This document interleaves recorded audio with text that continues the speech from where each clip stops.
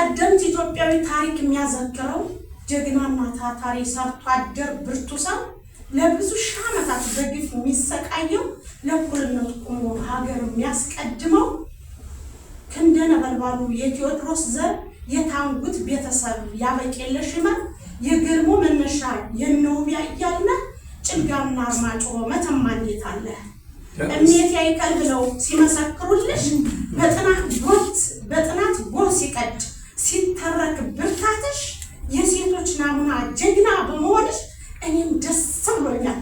አንቺ ምን ተሰማሽ?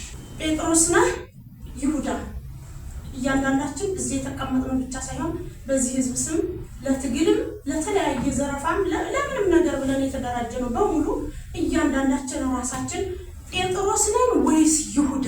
ራሳችሁን ከአንደኛው ፓርቲ እንድታስቀምጡ ፈልጋለሁ። ካን ይጀምሩ። ጴጥሮስ ነህ ይሁዳ?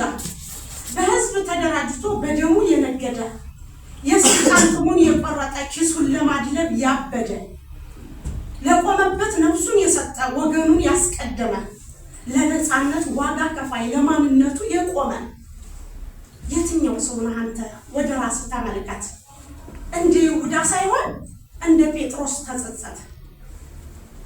ላጠፋው ወይስ ላጣው ሚለውን አምላክ አወቀ።